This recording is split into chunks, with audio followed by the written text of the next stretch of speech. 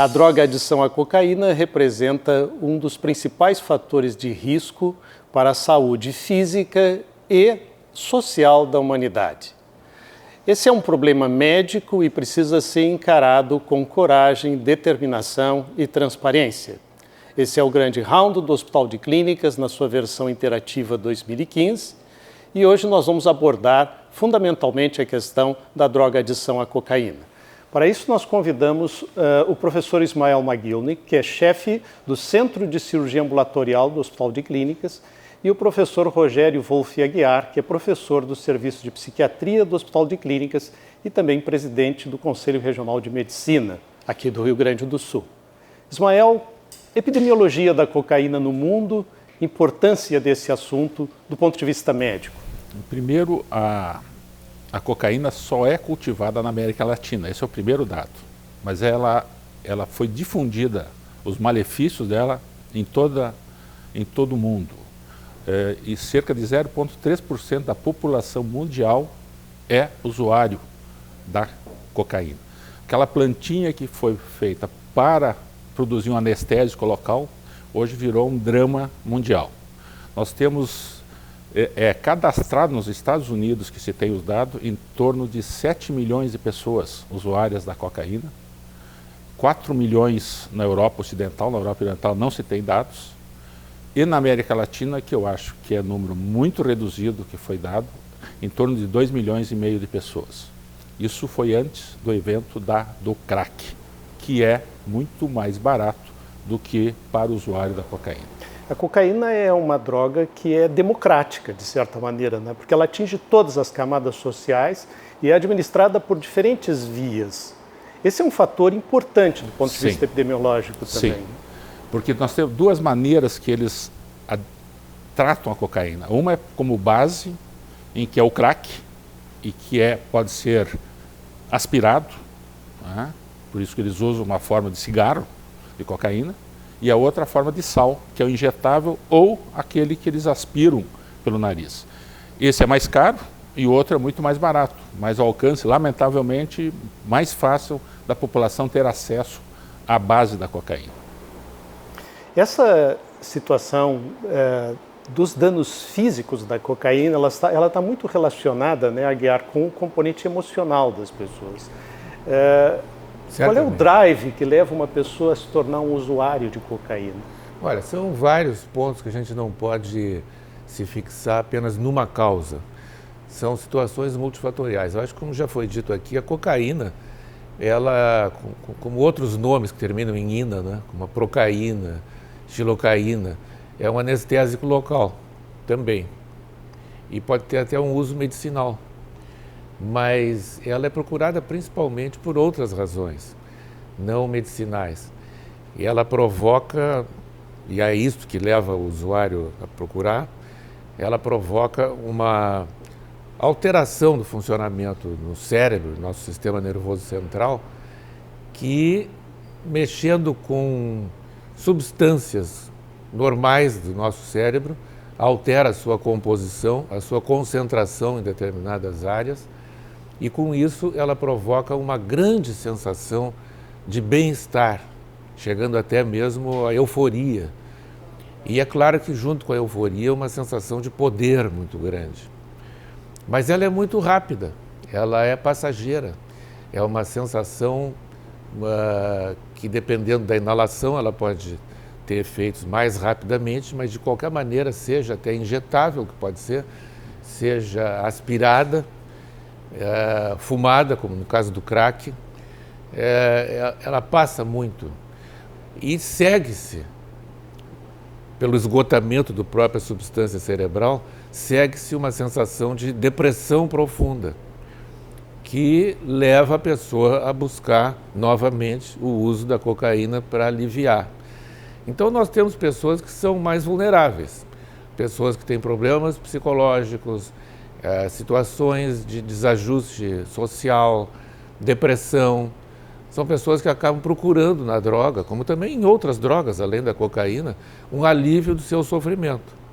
Mas mesmo as pessoas que inicialmente não são vulneráveis, se começam a usar a droga de maneira costumeira, ela começa a provocar um desequilíbrio no funcionamento cerebral e levando a pessoa rapidamente a procurar voltar à situação de conforto que ela tinha antes. Quer dizer, depois de uma busca inicial de prazer, a pessoa que começa a usar costumeiramente a droga, a cocaína, ela começa a sentir falta da droga e começa o organismo a se adaptar à droga. E quando a falta, ela começa a ter sintomas de abstinência. E aí cria-se um círculo vicioso, onde a pessoa que não estava habituada a usar essa droga, ela passa a ficar habituada, o organismo passa a ficar habituado, e a falta da droga provoca uma sensação de desconforto e depressão muito severos. De maneira que aí a pessoa já busca a droga, já não é mais pelo prazer, mas é para fugir do desprazer da ausência da droga. E isto vai se estendendo pela vida afora, acabando com uma situação muito negativa para a vida da pessoa que buscava inicialmente um prazer e acaba se marginalizando, inclusive. E essa questão social, ela está relacionada necessariamente a um distúrbio emocional prévio ou qualquer pessoa é suscetível a essa situação de se tornar um usuário de cocaína? Pessoas com distúrbio emocional prévio, de qualquer natureza, não há uma especificidade de tal distúrbio, então usa cocaína. Não. Pessoas que têm algum grau de distúrbio, de sofrimento, por qualquer razão, elas podem se tornar mais vulneráveis à busca do alívio nas drogas, qualquer tipo de droga, e a cocaína também.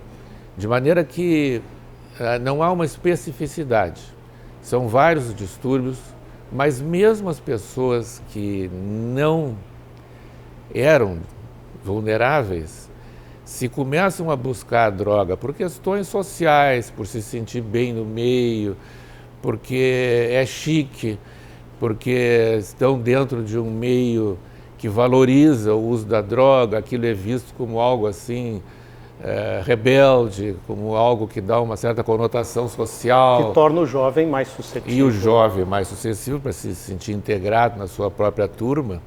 E é usado, como ela tem um certo custo financeiro, quando ela é purificada, né? Não na sua versão mais popular do crack, cocaína é mais cara.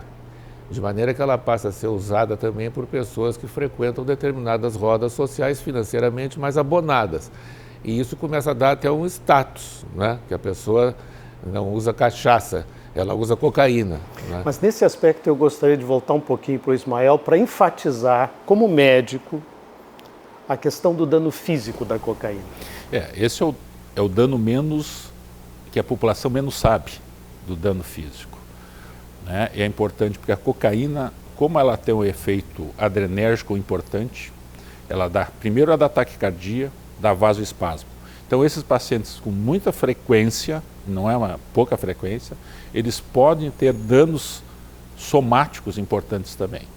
Então se a gente começar pelo cérebro, fora o aspecto emocional, né, existem relatos importantes de isquemia cerebral, hemorragia cerebral. Se a gente for descendo em termos do sistema respiratório, quem aspira cocaína com frequência faz isquemia da mucosa com necrose, né, da mucosa. Isso pode levar a infecção mais tarde, a perfuração do septo nasal, né, isso ocorre. Quando a droga é aspirada, do ponto de vista do crack, né, isso dá lesão ao velo capilar, importante também no pulmão. Então, existe relato de hemoptise, hemorragia pulmonar, por uso da droga. No coração, a gente tem um dado extremamente interessante e relevante. 1/4 dos pacientes menores de 45 anos que procuram emergência por infarto agudo do miocárdio, nos Estados Unidos, que é o dado que a gente tem, é por uso de cocaína. Então, jovens infartados, em torno de 25%, vamos dizer assim, é por uso de cocaína. O dano é predominantemente vascular. O dano é vasoespasmo, né, e vasoconstrição. Então, ele faz isso no coração, está muito bem descrito isso, do ponto de vista cardiológico, No tubo digestivo existe outra situação que é uma situação muito interessante.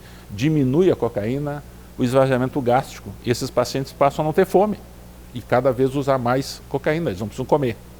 Né? E diminui o esvaziamento gástrico e fazem isquemia, fazem úlcera gástrica, jejunais e perfuração do intestino, que é o evento mais frequente no tubo digestivo dos usuários de cocaína. Um outro evento... Todos esses eventos passíveis de correção, tanto no aspecto físico como no aspecto emocional, é importante chamar a atenção das pessoas para isso. Tudo passível de correção ou não? Depende, eu acho que depende do ponto em que a pessoa chegou. Claro que não existe vacina, não existe um tratamento medicamentoso específico para adição à cocaína.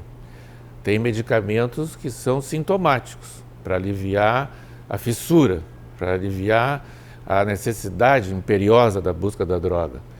Mas também existe a busca da droga imperiosa, compulsiva, que torna a pessoa muito vulnerável, um escravo da droga. E um escravo também das pessoas que trabalham com a droga.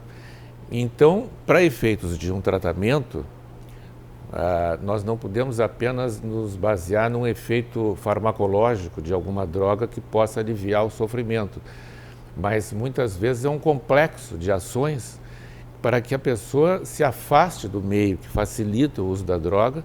Isso muitas vezes só é obtido através do isolamento da pessoa numa fase aguda hospitalar, para poder tratar os efeitos clínicos graves que a droga pode provocar, mas depois de umas semanas de reequilibrar clinicamente a pessoa tem alta da situação médica clínica mais aguda e ela pode voltar ao meio que propiciou o uso da droga.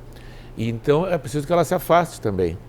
Como esta droga ela propicia aquela sensação de prazer, que eu me referi antes, muito grande, está na memória, e isso é uma coisa que a pessoa tende a procurar de novo, porque ela começa a ver os efeitos devastadores que a droga provocou no seu ambiente familiar, social, perda de emprego, queda na situação social, perda de dinheiro e as dívidas acumuladas e assim por diante. Traz sofrimento, traz angústia, que a pessoa não aguenta. Então, se torna novamente suscetível. Né? Novamente suscetível. Um ciclo vicioso. Então é preciso a pessoa ficar até às vezes uma temporada distante, protegida, e principalmente uma outra coisa que às vezes no tratamento é importante considerar, que haja o acompanhamento, o monitoramento que propicia a pessoa a buscar novas formas de prazer. Prazer sem o uso da droga, socialmente, né, poder conviver com outras pessoas que possam... Usando substitutivos. Substitutivos, né, para poder combater a atração, né, da droga, vamos dizer assim. O Dr. Ismael Magilnik e o Dr. Rogério Aguiar vão permanecer à disposição pelo período de uma semana para responder perguntas, questionamentos, ouvir comentários também, contribuições em relação a como a medicina deve enfrentar o problema da adição à cocaína. Esse é o grande round do Hospital de Clínicas no seu Sistema Interativo 2015. Eu sou James Fleck e, em nome do hospital, agradeço a atenção que vocês deram a esse programa.